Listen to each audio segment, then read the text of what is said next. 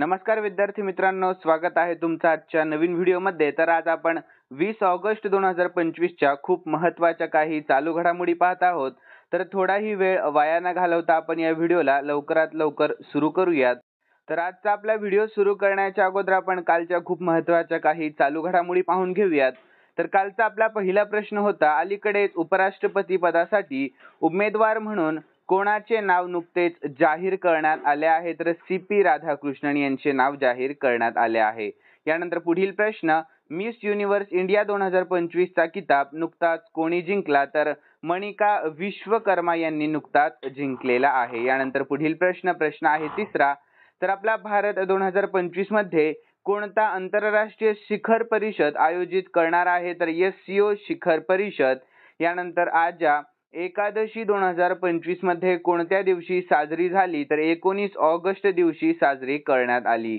यानंतर अलीकडेच कोणत्या शहरामध्ये उच्च न्यायालयाचे सर्किट बेंच उद्घाटन करण्यात आले आहे? तर कोल्हापूर। या सर्व विद्यार्थ्यांनी लक्षात ठेवा।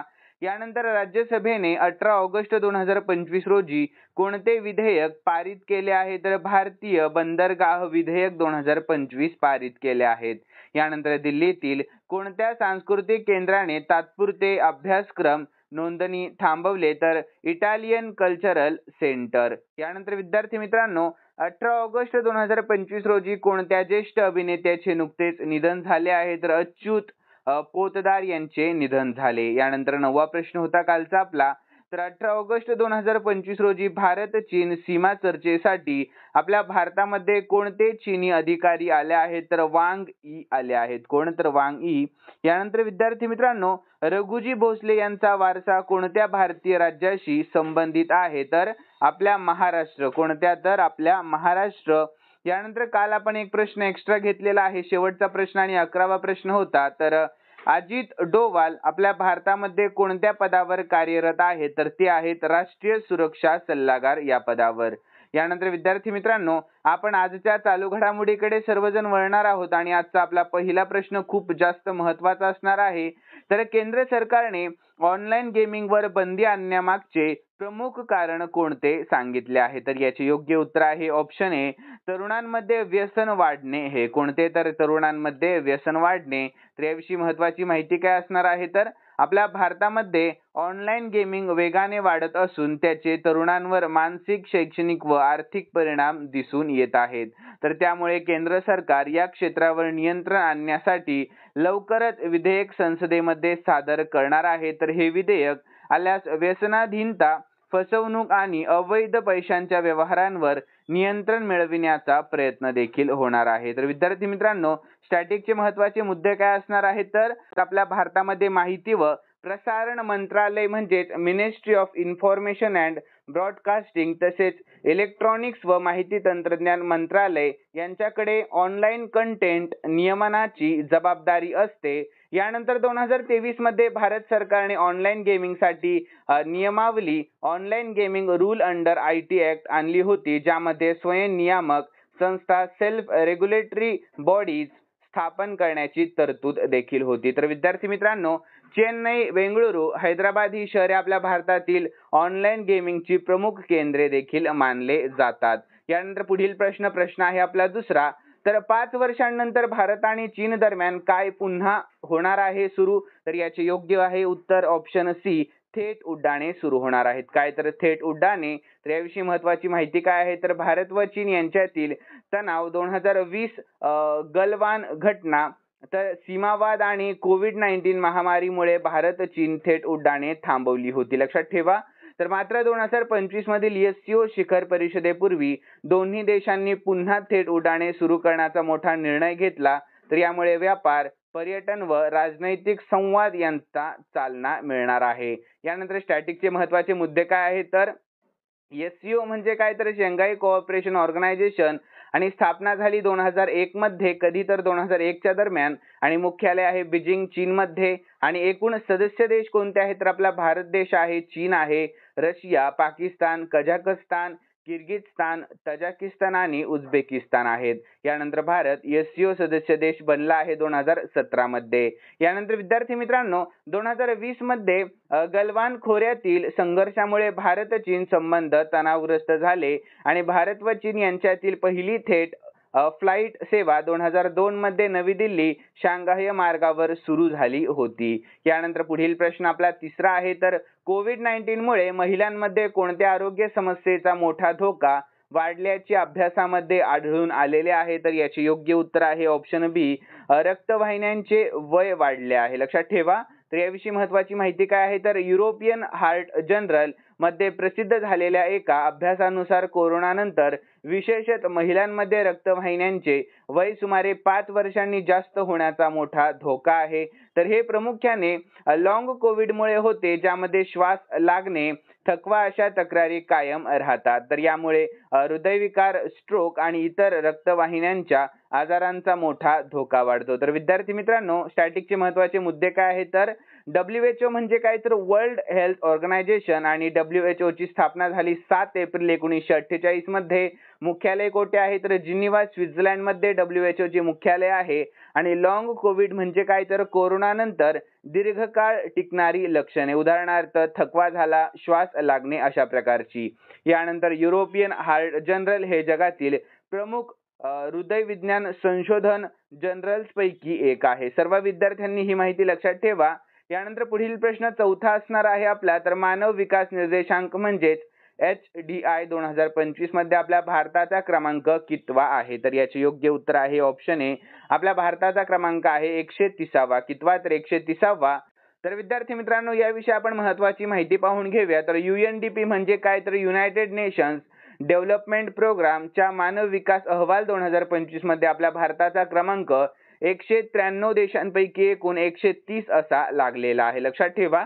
यानंतर आपल्या भारताने मागील वर्षाच्या तुलनेमध्ये थोडी सुधारणा केलेली असली तरी अजूनही शेजारी देशांपैकी श्रीलंका 79व्या आणि चीन 61व्या यांच्यापेक्षा मागे आहे. तर आपल्या भारताचा HDI स्कोर प्रामुख्याने शिक्षण, आरोग्य व जीवनमान या घटकांवर अवलंबून आहे. यानंतर पुढील प्रश्न पाचवा आहे आपला आजचा तर नॅशनल कर्मयोगी जनसेवा कार्यक्रम कोणत्या मंत्रालयाने नुकतेच सुरू केला. तर याचे योग्य उत्तर आहे ऑप्शन बी, आयुष मंत्रालयाने. कोणत्या तर आयुष मंत्रालयाने. सर्व विद्यार्थ्यांनी ही माहिती लक्षात ठेवा.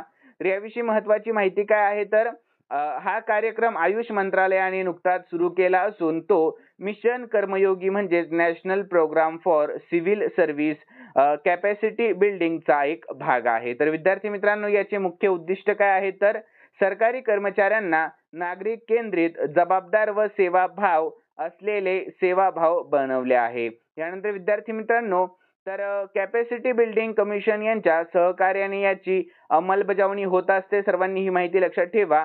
तर विद्यार्थी मित्रांनो पुढील प्रश्न सुरू करण्याच्या अगोदर सर्वांसाठी खूप महत्त्वाची सूचना. तर या व्हिडिओचं लाईकचे टार्गेट आपण फक्त 100 लाईक ठेवलेलं आहे. किती तर फक्त 100 लाईक. तर सर्व विद्यार्थ्यांनी आपले 100 लाईक पूर्णाचा पुरेपूर प्रयत्न करायचा आहे. आणि विद्यार्थी मित्रांनो तुमच्यासाठी मी स्पेशली शेवटी कॉमेंटमध्ये उत्तर सांगण्यासाठी काल झालेल्या चालू घडामोडीचा प्रश्न देत असतो. तर सर्व विद्यार्थ्यांनी कॉमेंटमध्ये उत्तर सांगण्याचा देखील प्रयत्न करायचा आहे. तर चला पुढील प्रश्नाला सुरुवात करूयात. यानंतर पुढील प्रश्न 6वा असणार आहे आपला तर 2025 मध्ये युनेस्कोच्या ग्लोबल जिओ पार्क नेटवर्क मध्ये किती नवीन स्थळांचा समावेश करण्यात आलेला आहे. तर याचे योग्य उत्तर आहे ऑप्शन सी, एकूण 16. किती तर नवीन 16. तर याविषयी महत्त्वाची माहिती काय आहे तर 2025 मध्ये युनेस्कोने ग्लोबल जिओ पार्क नेटवर्क मध्ये 16 नवीन स्थळांचा समावेश केला आहे, ज्यामुळे नेटवर्क मध्ये एकूण 229 जिओ पार्क झालेले आहेत. तर विद्यार्थ्यांनो हे सर्व 50 देशांमध्ये पसरलेले आहेत. तर यामुळे नेटवर्कचे क्षेत्रफळ सुमारे 8,55,000 किलोमीटर पर्यंत पोहोचलेले आहे. तर हे क्षेत्रफळ जवळपास नामिबियाच्या संपूर्ण क्षेत्र जितके मोठे आहे. यानंतर पुढील प्रश्न आहे आपला 7वा. तर मुसळधार पावसाच्या इशाऱ्यामुळे कोणत्या शहरामध्ये शाळा व महाविद्यालयांना सुट्टी जाहीर करण्यात आली आहे. तर याचे योग्य उत्तर आहे ऑप्शन ए, मुंबई. या कोणत्या तर मुंबई या. तर याविषयी महत्त्वाची माहिती काय आहे तर विद्यार्थ्यांनो मुंबईमध्ये पावसामुळे जनजीवन थांबले आहे. तर आपल्या भारतातील हवामान विभागाने म्हणजेच IMD ने रेड अलर्ट जारी केला आहे. तर तर विद्यार्थी मित्रांनो, परिणाम स्वरूप बृहन्मुंबई महानगरपालिका म्हणजेच BMCने 19 ऑगस्ट 2025 रोजी मुंबई शहर व उपनगरांच्या सर्व शाळा व महाविद्यालयांना सुट्टी जाहीर केली होती। तर ही सुट्टी शिक्षक आणि गैर शिक्षक दोघांसाठी होती। तसेच सरकारी आणि अर्ध सरकारी कार्यालये देखील बंद करण्याचा निर्णय घेतला आणि खाजगी कंपन्यांना वर्क फ्रॉम होम करणे सुचवले होते।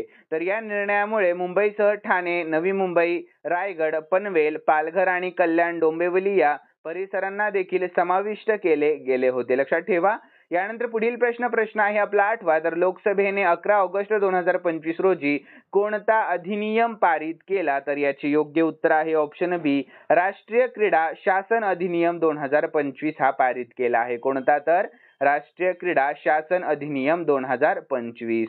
तर याविषयी महत्त्वाची माहिती काय आहे? तर हा अधिनियम आपल्या भारतातील क्रीडा महासंघ, ऑलिम्पिक संघटना व इतर क्रीडा संस्थांसाठी कायदेशीर चौकट, पारदर्शकता आणि जबाबदारी निश्चित करतो। तर यामुळे गैरव्यवहार, भ्रष्टाचार व राजकीय हस्तक्षेपावर नियंत्रण येईल। तर खेळाडूंना थेट फायदा होईल व क्रीडा क्षेत्रातील व्यवस्थापन अधिक व्यावसायिक पद्धतीने होणार आहे। तर विद्यार्थी मित्रांनो, पुढील प्रश्न आहे 9वा। अलीकडेच विरोधी पक्षांनी कोणत्या अधिकाऱ्यावर महाभियोग चालविण्याची मागणी केली आहे? तर याचे योग्य उत्तर आहे ऑप्शन ए, आपल्या भारताचे मुख्य निवडणूक आयुक्त।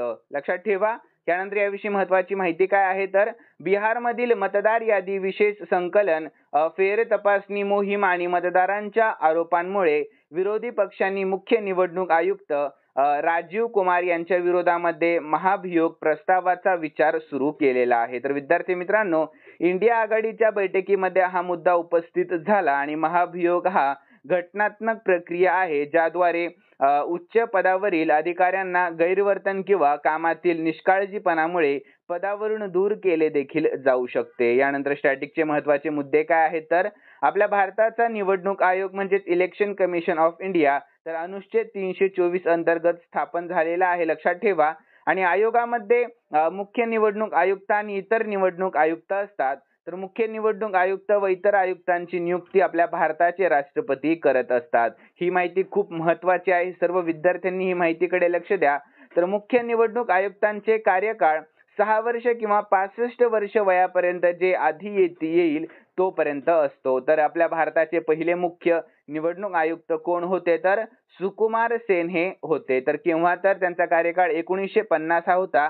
यानंतर विद्यार्थी मित्रांनो, कर्नाटकमध्ये सहकारी संस्थांमध्ये जात व लिंग आरक्षण कोणत्या विधेयकाद्वारे लागू होणार आहे? लक्षात ठेवा। 10वा प्रश्न महत्त्वाचा आहे।